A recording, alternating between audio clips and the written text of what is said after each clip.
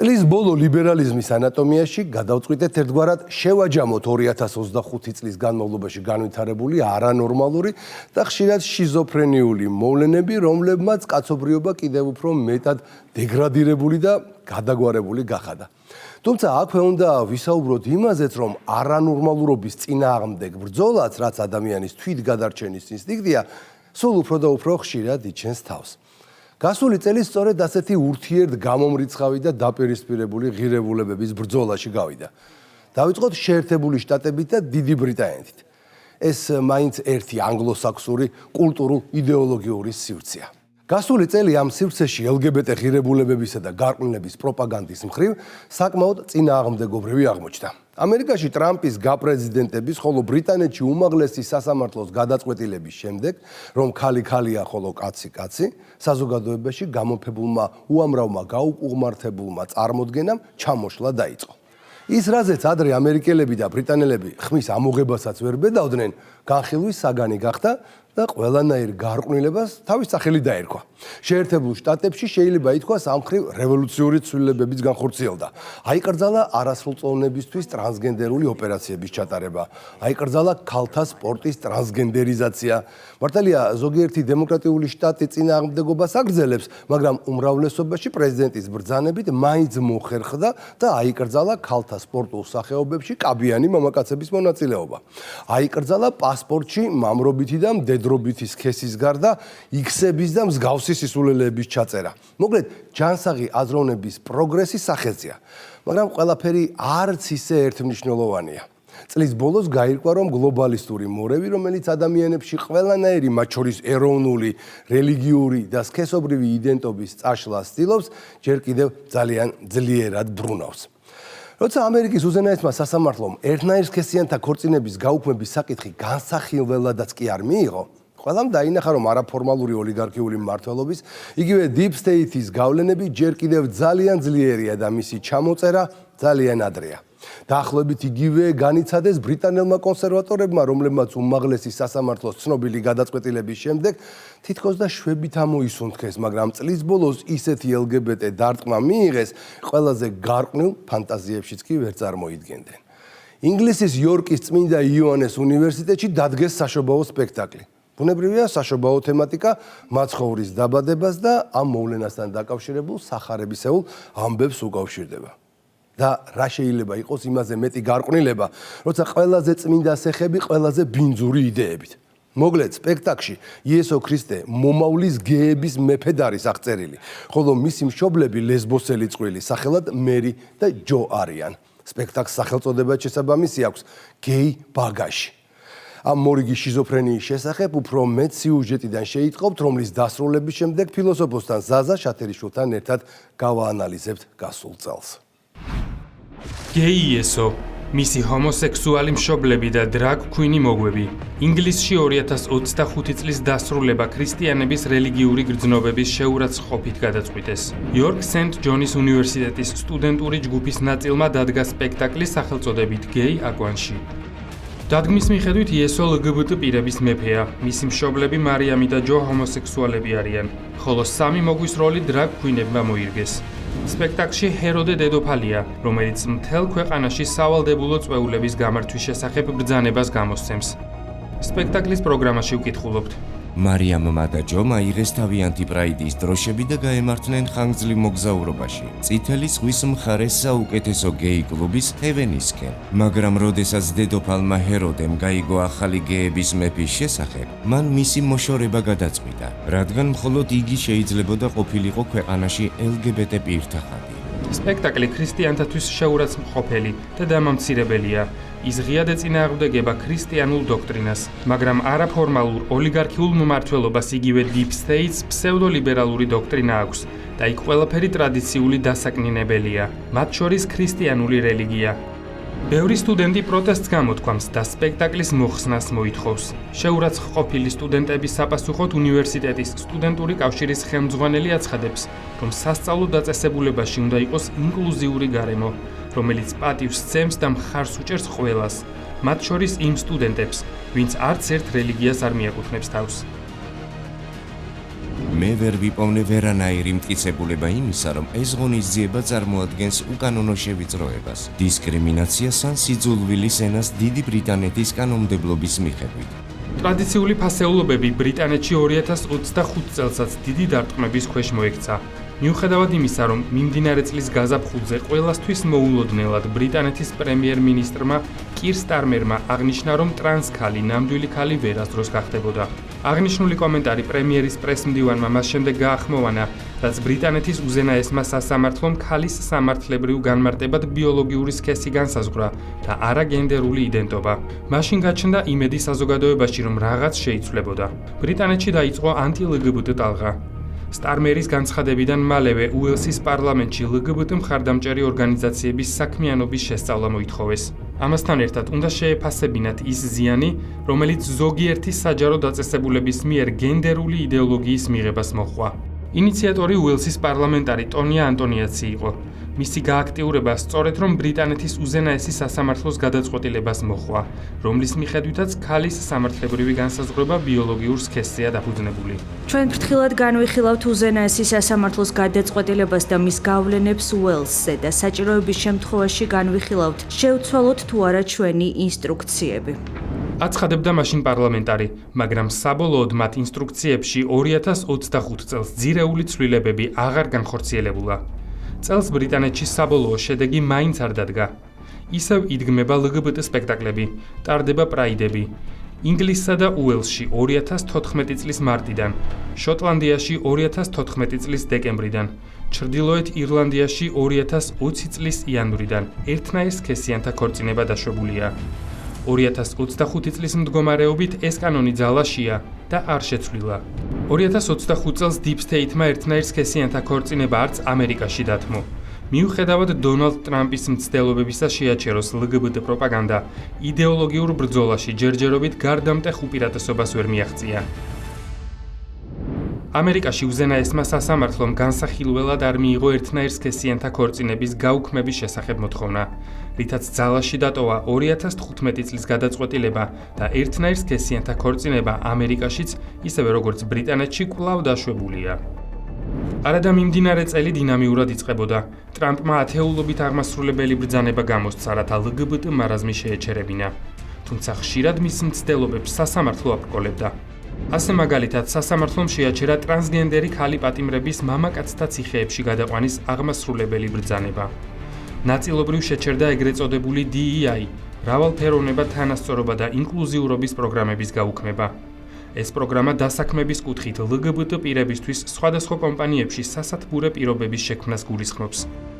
სკოლებისა და უნივერსიტეტების სპორტულ ღონისძიებებში კვლავ ახერხებენ ტრანსსპორტსმენები მონაწილეობის მიღებას. მაგრამ მთავარი 2025 წლის Deep State-ის გამარჯვება მაინც ერთნაირ სქესიანთა ქორწინების შენარჩუნებაა, რასაც მათთვის გადამწყვეტი მნიშვნელობა ჰქონდა. 2025 წელს იდეოლოგიურ ბრძოლას მსხვერპლის გარეშე არ ჩაუვლია. კონსერვატორ აქტივისტს, არაფორმალური ოლიგარქიული მმართველობის, იგივე Deep State-ის ფსევდოლიბერალური პროპაგანდის წინააღმდეგ მებრძოლ 31 წლის ჩარლი კირკს იუტას ველის უნივერსიტეტის ეზოში მიმდინარე ღონისძიებაზე ესროლეს. როდესაც ის სტუდენტებთან მორიგ შეხვედრას მართავდა. კირკი სცენაზე იმყოფებოდა, ტრანსგენდერ მოძალადეთა რაოდენობაზე საუბრობდა, რომლებიც სკოლებში ცეცხლსასროლი იარაღით იჭრებიან. კირკს ტყვია თავად მოხვდა, ის კისრის არეში მძიმედ დაიჭრა. მოგვიანებით კი მიღებული ჭრილობისგან კლინიკაში გარდაიცვალა. ტრამპმა კირკის დაკრძალვაზე პირობა დადო, რომ ბრძოლას გააგრძელებდა. გარკვეულ წარმატებას ტრამპმა მართლაც მიაღწია. პასპორტებში მხოლოდ და მხოლოდ დაბადების დროინდელი სქესი დაფიქსირდება. აიკრძალა არასრულწლოვნებში ჰორმონოთერაპიები და სქესის შეცვლის ოპერაციები. ტრანსგენდერ პირებს სამხედრო სამსახურში ჩართვა აიკრძალათ. ეს მართლაც ხელშესახები ცვლილებებია, თუ გავითვალისწინებთ სასამართლოს, რომელიც Deep State-ის გავლენის ქვეშ რჩება. მაგრამ ტრამპის მცდელობები საკმარისი არ აღმოჩნდა, რათა შეეჩერებინა LGBT იდეოლოგიის გავრცელება. 2025 წლის მიწურულს ამერიკის პოლიტიკურ სივრცეში კიდევ ერთი მნიშვნელოვანი ფაქტორი გამოიკვეთა. კალიფორნიის მოქმედი გუბერნატორი გევინ ნიუსომი, რომელიც დიდი ალბათობით 2028 წლის საპრეზიდენტო არჩევნებში დემოკრატების კანდიდატი იქნება. აშშ-ის LGBT პოლიტიკაში სწორედ ნიუსომი დაწინაურდა და წლის ბოლოს მან ხმაურიანი განცხადება გააკეთა. სურს ვიხილო ტრანსგენდერი ბავშვები. მე ტრანსგენდერი ნათლული მყავს. არც ერთ გუბერნატორს არ აქვს ტრანსგენდერების მხარდამჭერ კანონებზე იმდენჯერ ხელი მოწერილი, რამდენჯერაც მე. არავინა LGBTQ თემის ჩემზე დიდი დამცველი. 2025 წელი კონსერვატიული შეხედულებისა და woke იდეოლოგიის დაპირისპირებაში დატვირთული გამოდგა. თუმცა თუ მიმდინარე წლის მოვლენებს გადავავლებთ თვალს, ნახავთ, რომ ტრადიციული ფასეულობების საბოლოო გამარჯვებამდე გზა შორი და რთულია. 2026 წელს შტატებში იდეოლოგიური დაპირისპირება დიდი ალბათობით კიდევ უფრო გამწვავდება.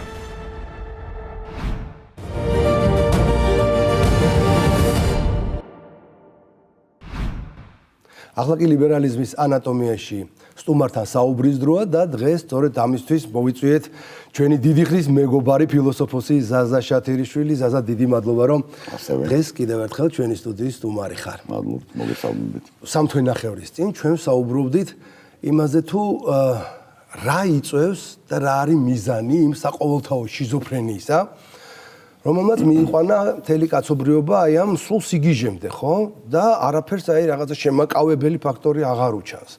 და მაშინ მე მახსოვს ძალიან საინტერესო, ასე ვთქვათ, გამომდინარეობა განავრცე შენ და თქვი, რომ ყველაფერი ეს და ყველაფერი ამის მიზანი არის სწორედ აი ეს ნიჩესეული ზეკაცის მიერ ღმერთის ჩანაცვლების მცდელობა. კი ბატონო. ამას ცდილობს მთელი აი ეს LGBT საზოგადოება, თავისი ფონდები, თავისი ამ deep state-ი, თავისი ყველანაირი, ასე ვთქვათ, შესაძლებლობებით. აი როგორ ფიქრობ აი ამ ბოლო 3 თვის განმავლობაში, რომელშიც ძალიან ბევრი რამ მოხდა მაგ მიმართულებით. კაცობრიობა მაგზაზე წინ წავიდა უფრო, მაგ გარყვნილების მიმართულებით თუ ცოტა უკან დაიხია? მე ესე ვიტყოდი, რომ აქ მთავარი მაინც ხო რაღაცა არსებობს უფრო გრძელი ციკლები, ვინმე არის ის, რასაც ჩვენ უწოდებთ სოფლიო პოლიტიკის კულისებს. ანუ ეს პროცესები, რომელსაც მე დავიწყებდი რენესანსიდან, როდესაც ჯერ კიდე არ იყო ჩამოყალიბებული ახალი პოლიტიკური წყობა და როდესაც ჯერ კიდევ არსებობდა პოლიტიკის საკრალური საფუძვლები. პოლიტიკის საკრალულ საფუძვლებს მე ვუწოდებ იმას, რასაც ფრანგულად უწოდებენ ხოლმე ancien régime, ძველი წესწყობილება. ანუ, როდესაც ლეგიტიმაცია ხდება რელიგიიდან გამომდინარე. ანუ, პოლიტიკის საფუძველი არის საკრალური და არა, თქვათ, ხალხის ნება. ანუ რელიგიური კურთხევა ხდება. ანუ ლეგიტიმაციის მირონცხება. ესე იყო, ხო, ნუ საქართველოში ესე იყო, საუკუნეების განმავლობაში ასე იყო, აღმოსავლურ ქრისტიანობაში ასე იყო, დასავლურ ქრისტიანობაში და მე ესე ვიტყოდი, რომ აი ფრანგული რევოლუცია ამ თვალსაზრისით მართლაც არის რევოლუცია პოლიტიკური ლეგიტიმაციის თვალსაზრისით. ეს პირველად მივიღეთ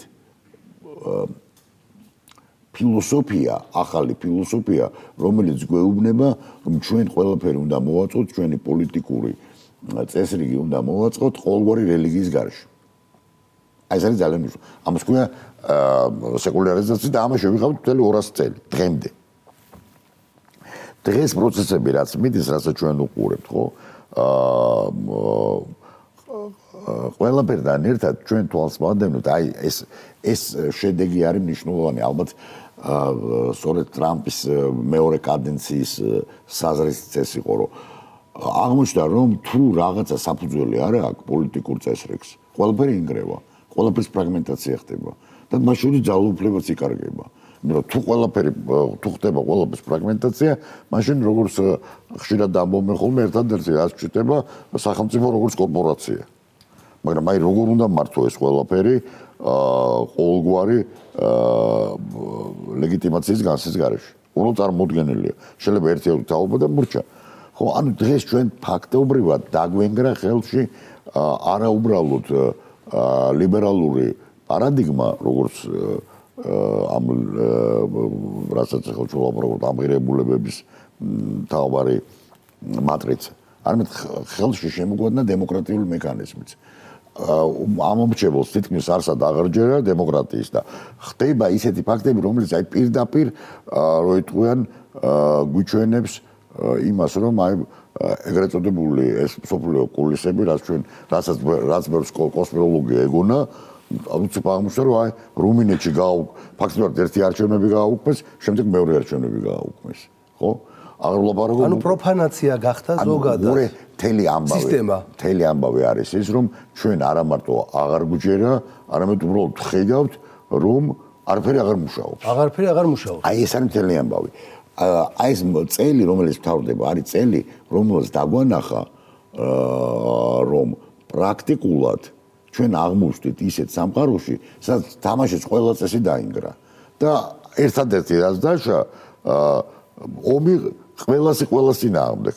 ერთადერთი ანგარიშ გასაწევი ფაქტორი არის ძალა. ეკონომიკური, პოლიტიკური. თავად შეერთებულ შტატებში გაჩნდა გარკვეული იმის განწყობა ამ 1 წლის განმავლობაში, რომ რაღაცნაირად ყველაფერი დაიძრა უკეთესობისკენ და ამის არ დანახვა ალბათ არ გამოვა, ხო, თუნდაც იმ კონტექსტში, რომ ძალიან ბევრი რამ აიკრძალა ეს გადაგვარებული არასწორი არაჯანსაღი. მაგრამ აი ბოლოს უკვე მაინც მოხდა ძალიან ესეთი არასასიამოვნო ფაქტი, თავარი ბარიერი ვერ გადალახა შეერთებულმა შტატებმა, უფრო ზუსტად შეერთებული შტატების უზენაესმა სასამართლომ, რომელიც დღეს არის აბსოლუტურად კონსერვატიული, ხო? 9 მოსამართლიდან 6 კონსერვატორია გაქანებული და 3-ია მხოლოდ ლიბერალი. და აი LGBT საფუძველთა საფუძველი ერთნაირ სქესიანთა ქორწინებების გაუქმება არათუ ვერ შეძლო, არც მიიღო განსახილველად. აი რატომ მოხდა ეს? რა არ ეყოთ ახლა ამ შემთხვევაში უზენაეს სასამართლოს კონსერვატორებს? ძალა, ნება თუ თავისუფლება არ ეყოთ საერთოდ? იცი რა არის?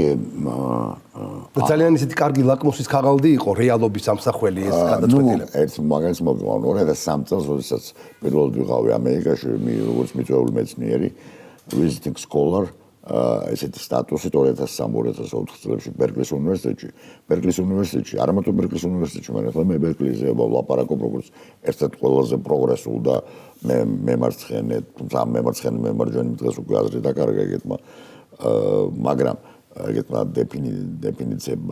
დეფინიციამ და დიქოტომიამ. 2003 წელს ბერკლის უნივერსიტეტში უკვე არსებობდა gay and lesbian studies და queer theory დეპარტამენტები. ტერმინი LGBT ჯერ არ იყო. ძალიან კარგად მახსოვს, სან-ფრანცისკოს მერიამ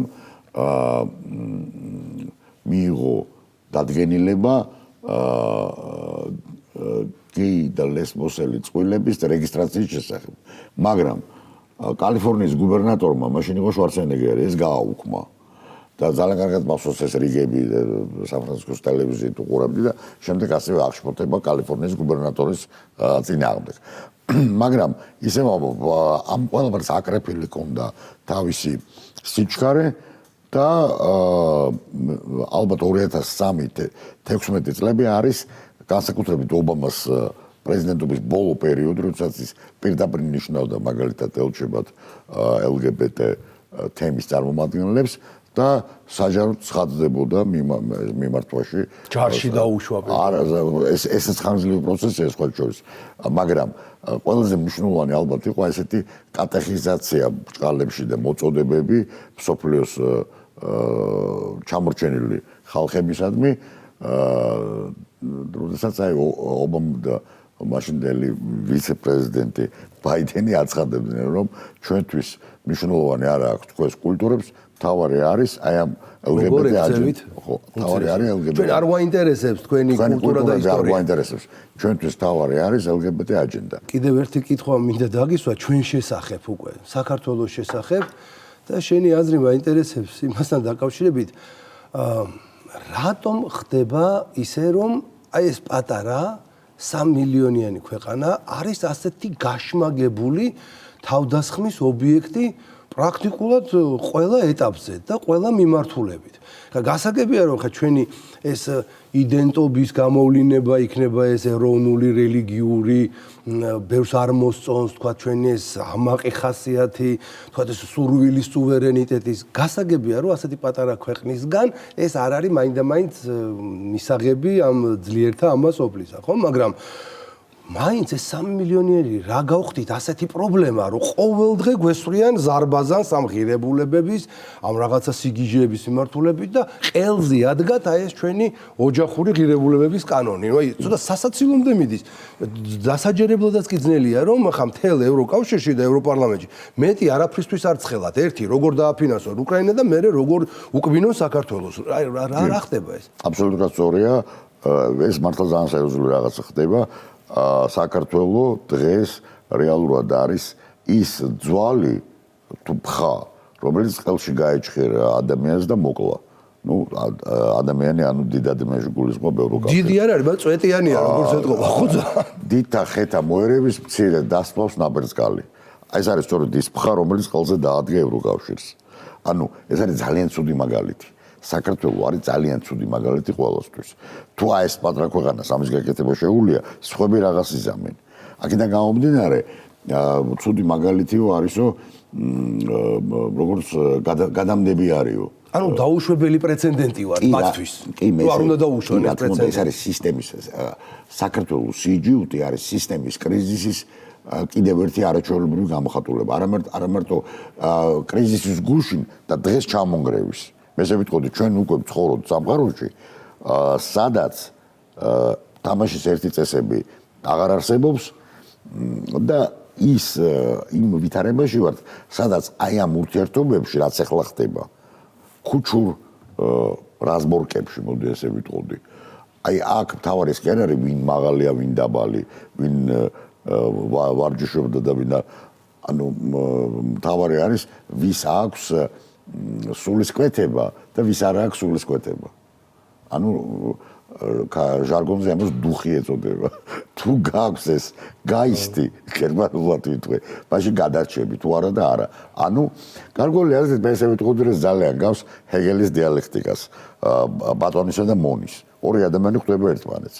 ერთი ამბობს, არა, მე ვერ დავიმონები, თავს შევაკლავ, მეორე ამბობს, თავს ხوار შევაკლავ, ოჯახი მყავს, რაღაცა ფული მაქვს და კაი დავემონები.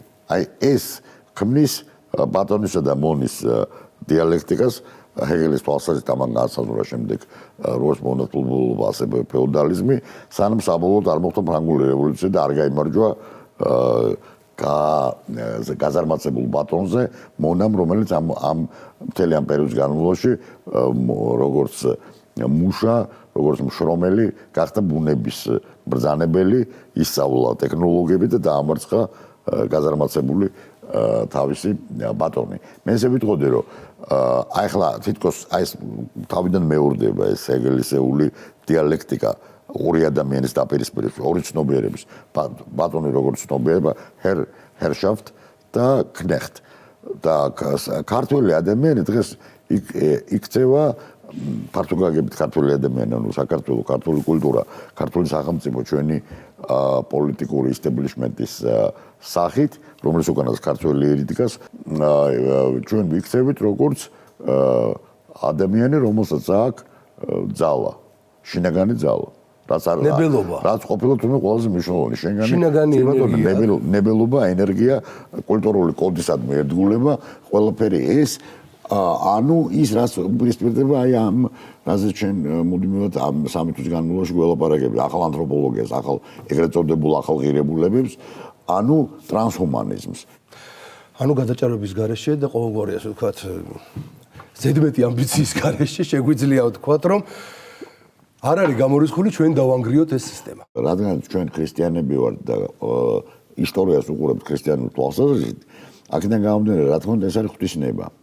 ისე ვამბობ, დღეს შეიძლება ეს იყოს უნგრეთი, დღეს შეიძლება ეს იყოს საქართველო, სხვა, მაგრამ აი ეს პატარ-პატარა ესეთი დეტალები და თუ დეტალებში მართლა არის ღმერთი, მართლაც ისე ვამბობ, როგორ შეიძლება ეს ჩამოშალოს რაღაცა იმან, როგორ შეიძლება პატარა ფხა მოკლა სამხელა ადამიანი, ხო, მაკროკოსმოსი, ლევიათანი, როგორც თომას ჰობსი იტყოდა, მაგრამ ასეთია ღვთისმება. დიდი მადლობა საინტერესო საუბრისთვის. მე კიდევ ვიტოვებ იმას, რომ ჩვენ არაერთხელ შევხვდებით და ვისაუბრებთ ამ ძალიან საინტერესო, საკმაოდ რთულ, მაგრამ ძალიან მნიშვნელოვან თემებზე. მაყურებელს კი შევახსენებ, რომ დღეს ჩვენი სტუდიის სტუმარი გახდათ ფილოსოფოსი საზა შათერიშვილი.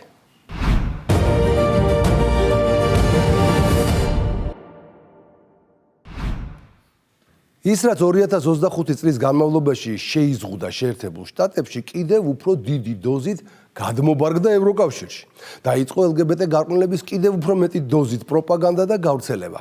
გარდა იმისა, რომ ტრანსგენდერიზაციის მიმართულებით პრაქტიკულად ყველანაირი პროგრამა შეინარჩუნეს და განავითარეს, არასრულწლოვანთათვის ვითომ სქესის გადაკეთება, სინამდვილეში კი სხეულის დასახიჩრება სამედიცინო პრაქტიკის ჩვეულებრივ პროცედურად აქციეს.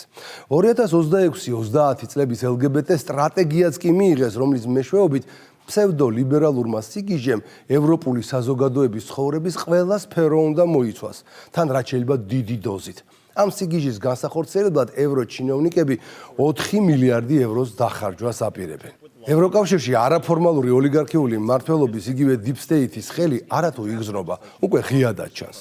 ბლოკის წევრ ქვეყნებს, რომლებიც სტრატეგიას არ დაემორჩილებიან, ასეულობით მილიონი ევროს ჯარიმა დაედებათ, ხოლო კანდიდატ ქვეყნებს სამუდამოდ დაეხშობათ ლიბერასტული ევროედემის კარი. ასევე 2025 წელს ევროლიბერალიზმმა საბოლოოდ ჩამოიხსნა ნიღაბი და უმაღლესი სასამართლოს გადაწყვეტილებით ყველას გამოგვიცხადა, რომ ის, რაც აქამდე ყველა წევრი სახელმწიფოს ინდივიდუალურად გადასაწყვეტის საქმე იყო, აწი სავალდებულო გახდა. საუბარია ერთნაირსქესიანთა ქორწინებების აღიარებაზე.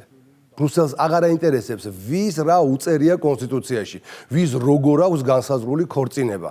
მიღებულია დირექტივა და მორჩა. LGBT ოჯახი უნდა გაათანაბრო ქალისა და მამაკაცის შექმნილ ჯანმრთელ ოჯახთან. თუ არა და უმკაცრესი სასჯელი არ აღწდება. წლის ბოლოს ევროკავშირში განსაკუთრებულად დაერივნენ მცირეწლოვან ბავშვებს, რომლებსაც დაწყებით კლასებში აიძულებენ გაერკვნენ თავიანთ გენდერულ კუთვნილებაში. ხომ უნდა იცოდეს 6 წლის ბავშვმა ბიჭია, გოგოა, ღია ინტერნაციონალია თუ საერთოდ უსქესოა. ეს ყველაფერი ლიბერალურ ევროპაში როგორც ჩანს ეცოტავა და რამდენიმე დღის წინ ახალი, ამჯერად უკვე აბორტების თემის განვითარება და გაფართოება დაიწყეს. იმის მაგივრად სიცოცხლის შეწყვეტის ეს პრაქტიკა მაქსიმალურად შეზღუდონ და მცირე გამონაკლისებამდე დაიყვანონ, პირიქით მის გაფართოებას და გამრცობას მთელი ევროკავშირის მასშტაბით გეგმავენ. ევროპაში გასული წელი გახდა მომენტი, როდესაც საბოლოოდ გამოაშკარავდა ის, რაც წლებია კულისებს მიღმა მზადდებოდა. პოლიტიკური ნეიტრალობისა და ღირებულებითი მრავალფეროვნების სახელით კონტინენტზე სრულმასშტაბიანი იდეოლოგიური ოპერაცია გაჩაღდა, რომლის მიზანი აღარ არის ადამიანის დაცვა, არამედ მისი გადაკეთება იდენტობის, ოჯახისა და მომავალი თაობის ფასად. ევროპა შევიდა ფაზაში, სადაც გადაწყვეტილებებს აღარ იღებენ ხალხი და ეროვნული სახელმწიფოები. რეალური ძალაუფლება გადავიდა არაფორმალური ოლიგარქიული მმართველობის, იგივე Deep State-ის ხელში, რომელმაც საკუთარი იდეოლოგიური დღისწესრიგი ინსტიტუციურ ნორმად აქცია. სწორედ ამ პროცესის ყველაზე თვალსაჩინო გამოხატულებად იქცა LGBT იდეოლოგიის აგრესიული და სისტემური გავრცელება. იგი ისტორიულად შეიძლება ჩაიწეროს როგორც ეტაპი, როდესაც ევროპულმა ინსტიტუციებმა საბოლოოდ მოიხსნეს ნეიტრალობის ნიღაბი და ღიად გადაიქცნენ ეგრეთ წოდებული Deep State-ის იდეოლოგიურ გამტარებად. სწორედ ამ ჩარჩოში უნდა განვიხილოთ ევროპაში LGBT იდეოლოგიის უპრეცედენტო გავრცელება, რომელიც აღარ არის საზოგადოებრივი დებატის საგანი, არამედ ზემოდან თავს მოხვეული სავალდებულო პოლიტიკა. ერთ დროს ღირებულებებზე დაფუძნებული ევროპა რეალურად გადაიქცა სივრცედ, სადაც ღირებულებებს განსაზღვრავს არა ხალხი, არამედ ბიუროკრატიული ელიტა. ამ პროცესში ცენტრალურ როლს ასრულებს ბრიუსელი, რომელმაც LGBT იდეოლოგია საკუთარი პოლიტიკური იდენტობის განუყოფელ ნაწილად აქცია. სწორედ ამ კონტექსტში უნდა განვიხილოთ ახალი LGBT სტრატეგია, რომელიც აღარ შემოიფარგლება მხოლოდ უფლებების დაცვის რიტორიკით. იგი მიზნად ისახავს ეროვნული სახელმწიფოების გარდაქმნას, მათი საგანმანათლებლო სისტემების, ოჯახური პოლიტიკისა და საზოგადოებრივი ნორმების ძირეულ შეცვლას. უფრო კონკრეტულად საუბარია პირდაპირ საზოგადოების ცნობიერების გადაკეთების სტრატეგიაზე, რომელიც მომავალ 5 წელიწადში უნდა განხორციელდეს და რომლის აღსრულებაზეც გათვალისწინებულია 4 მილიარდი ევრო. განახლებული სტრატეგია აგრძელებს ევროკავშირის ძალისხმევას, ხელი შეუწყოს LGBTQ+ თანასწორობას და ყურადღებას ამახვილებს პრიორიტეტულ სფეროებზე. ასევე LGBTQ+ თანასწორობის ინტეგრირებაზე ყველა პოლიტიკაში ინტერსექციული მიდგომით. თანასწორობის მიღწევა არამხოლოდ სასიცოცხლოდ მნიშვნელოვანია მდგრადი დემოკრატიისა და ერთიანი საზოგადოებისთვის, არამედ აუცილებელია აყვავებული და კონკურენტუნარიანი ეკონომიკის ხელშეწყობისთვის მთელ ევროპაში. ამ სტრატეგიის ერთ-ერთი მთავარი იარაღი კი გახდა სამართლებრივი ზეწოლა. ევროკავშირის მართლმსაჯულების სასამართლო იღებს გადაწყვეტილებებს, რომლებიც ფაქტობრივად აუქმებს წევრი ქვეყნების სუვერენულ უფლებას, თავად განსაზღვრონ ქორწინების, ოჯახისა და საზოგადოებრივი მორალის საკითხები. ერთნაირსქესიანი ქორწინებების იძულებით აღიარება ევროკავშირის მასშტაბით წარმოდგენილია როგორც კანონის უზენაესობა. თუმცა რეალურად ეს არის მავნე იდეოლოგიის იურიდიული ლეგალიზაცია, რომელიც უგულებელყოფს ეროვნულ თვითმყოფადობას და შლის იმ კულტურულ და ღირებულებით ჩარჩოებს, რომლებზეც ევროპული საზოგადოებები საუკუნეების განმავლობაში იდგა. ევროკავშირის ორ მოქალაქეს შორის ქორწინების აღიარებაზე უარის თქმა, რომელიც კანონიერად გაფორმდა სხვა წევრ ქვეყანაში, სადაც მათ გამოიყენეს გადაადგილებისა და ცხოვრების თავისუფლება. ეწინააღმდეგება ევროკავშირის კანონმდებლობას, რადგან არღვევს ამ თავისუფლებას და პირადი და ოჯახური ცხოვრების პატივისცემის უფლებას. ამგვარად ევროკავშირის სამართლის მიხედვით, წევრის სახელმწიფოს ვალდებულებაა აღიაროს სხვა წევრ ქვეყანაში კანონიერად გაფორმებული ოჯახური მდგომარეობა, რათა უზრუნველყოს ევროკავშირის სამართლის მიერ მინიჭებული უფლებების სრული განხორციელება. თუმცა ყველაზე მწვავე და ყველაზე საშიში ასპექტი ამ პროცესისა ის არის, რომ იდეოლოგიური ექსპერიმენტის მთავარ ობიექტად არჩეულია ბავშვი. გასული დღეების განმავლობაში განსაკუთრებული ყურადღება მიიქცია ევროკავშირის LGBT კითხვარებმა 8-დან 17 წლამდე მოსწავლეებისთვის. ეგრეთ წოდებულმა ინკლუზიურმა საგანმანათლებლო პროგრამებმა და იმ მასალებმა, რომლებიც უკვე დაწყებითი კლასებიდან სექსუალური იდენტობის თემების ნორმალიზებას ისახავს მიზნად. ეს აღარ არის განათლება, ეს არის ცნობიერებაზე მიზანმიმართული ზემოქმედება და ბავშვის ბუნებრივი განვითარების პროცესში უხეში ჩარევა. ამ დროს არასრულწლოვანი, რომელიც ჯერ კიდევ ვერაცნობიერებს სამყაროს ფუნდამენტურ წესრიგს, გადაიქცა სოციალური ინჟინერიის ექსპერიმენტულ ობიექტად. ამ პროცესში კი ოჯახი აღზრდის პროცესიდან მიზანმიმართულად განიდევნება. მშობლის ბუნებრივი ავტორიტეტი სისტემურად დისკრედიტირდება, ხოლო ბავშვის ცნობიერებაზე გავლენის მთავარი ბერკეტი ბიუროკრატიული ელიტა ხდება. ევროკავშირს სურს, რომ ყველა ბავშვსა და მოზარდს ჰქონდეს ბედნიერი და ჯანსაღი ცხოვრება. ზოგიერთ ბავშვს დამატებითი მხარდაჭერა სჭირდება ისეთ სფეროებში, როგორიცაა განათლება, ჯანდაცვა, კვება ან საცხოვრებელ ზეწუდომა. ამისთვის ევროკავშირის წევრ ქვეყნებს აქვთ ეროვნული გეგმები, რომლებიც ხელმძღვანელობენ ევროპული ბავშვის გარანტიით. ეს გარანტია უზრუნველყოფს გზამკვლევებსა და მხარდაჭერას, რათა ყველა ბავშვს ჰქონდეს თანაბარი შანსი ცხოვრებაში. რადგან გარანტიის მიზანია ბავშვებისა და მოზარდების დახმარება. მნიშვნელოვანია თქვენი აზრის მოსმენა ისეთ საკითხებზე, როგორიცაა სიღარიბე, სამართლიანობა, ინკლუზიურობა და დახმარების ხელმისაწვდომობა მათთვის, ვისაც ეს ყველაზე მეტად სჭირდება. თუმცა ეს ყველაფერი არ არის. Deep State-ის მორიგ დაკვეთას უკავშირდება ევროპარლამენტის მიერ მიღებული გადაწყვეტილება, რომელიც მიზნად ისახავს აბორტის ხელმისაწვდომობის გაფართოებას ევროკავშირში, რაც პირდაპირ ქვეყნების სუვერენულ კანონმდებლობებში უხეშ ჩარევას გულისხმობს.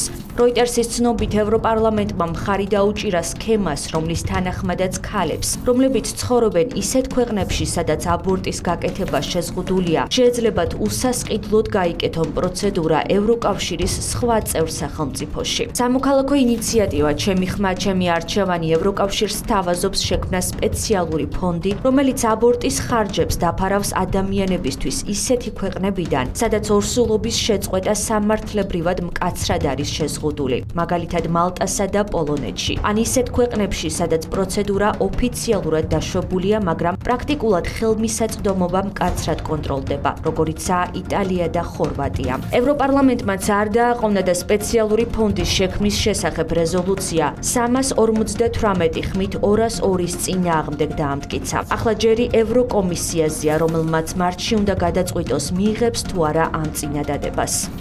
ეს ფინანსური მექანიზმი, რომელსაც ევროპარლამენტის წევრებმა კენჭისყრით მხარი დაუჭირეს, საშუალებას მისცემს ევროკავშირის წევრ ქვეყნებს უზრუნველყონ ორსულობის შეწყვეტაზე წვდომა ყველა ქალისთვის, რომელსაც ეს პროცედურა საკუთარ ქვეყანაში კანონით ეკრძალება, რასაც ადგილი აქვს ევროკავშირის წევრ რამდენიმე სახელმწიფოში. ეს სქემა ხელმისაწვდომი იქნება ყველა ევროკავშირის ქვეყნისთვის და მხარდაჭერილი ევროპული ფონდებით. ევროპაში მიმდინარე პროცესები წარმოადგენს გლობალური იდეოლოგიური კონსტრუქციის ნაწილს, სადაც ადამიანის იდენტობა აღარ ეფუძნება ბიოლოგიურ რეალობას, კულტურას ან ისტორიას, არამედ ცვალებად სუბიექტურ განცდებს. ამგვარად იქმნება საზოგადოება, რომელიც ადვილად მართვადია, რადგან მოკლებულია მყარ ღირებულებით საყრდენებს. წლის ბოლოს, როდესაც ევროპის წინაშე დასმული კითხვები უკვე აღარ არის მხოლოდ LGBT თემაზე, კითხვა არის უფრო ღრმა, ვის ეკუთვნის მომავალი, ხალხს თუ არაფორმალურ ოლიგარქიულ მმართველობას, მშობლებს თუ ბიუროკრატიულ ინსტიტუტებს, ერს თუ deep states. გასული წელი გვაჩვენებს, რომ ეს ბრძოლა აქტიურ ფაზაშია და იგი მიმდინარეობს არა ფრონტის ხაზზე, არამედ სკოლებში, სასამართლოებსა და კაცობრიობის ცნობიერებაში. მიუხედავად იმისა, რომ გასული წელი ფსევდოლიბერალური სიგიჟეების რაოდენობით, მასშტაბით და ინტენსივობით წინა წლებთან შედარებით ერთმნიშვნელოვნად ლიდერი იყო, მაინც არ შეიძლება იმ ფაქტის იგნორირება, რომ 2025 წელი იმავდროულად იყო პირველი წელი ბოლო 10 წელში, როცა LGBT შიზოფრენიას თავისავე სამშობლოში, შეერთებულ შტატებში გამოუცხადეს ბრძოლა. 2-3 წლის წინაც კი ძალიან რთული წარმოსადგენი იყო, რომ ამ გარყვნილების პროპაგანდისტულ მანქანას რამე გადაეღობებოდა წინ და შეაფერხებდა მაინც. შეჩერება ჯერ ვერ მოხერხდა, მაგრამ დარწმუნებული ვარ მოვა დრო და ამერიკის უზენაეს სასამართლოში კიდევ შევა სარჩელი ერთნაირი სქესიანთა ქორწინების გაუქმების მოთხოვნით და ადრე თუ ქვიან გარყვნილების ეს საფუძველიც ამოიძირკვება სამართლებრივ დონეზე. სწორედ იმ ორგანოს მიერ, რომელმაც 10 წლის წინ მოახვია ეს გარყვნილება მთელ კაცობრიობას. სწორედ ამ მოლოდინით გემშვიდობებით მომავალ წლამდე. როცა ყოველ ხუთშაბათ საღამოს 10 საათზე ყურადღებით უნდა დააკვირდეთ ლიბერალიზმის ანატომიას, რომელიც კიდევ უფრო ანალიტიკური, შემეცნებითი და საინტერესო გახდება. დროებით.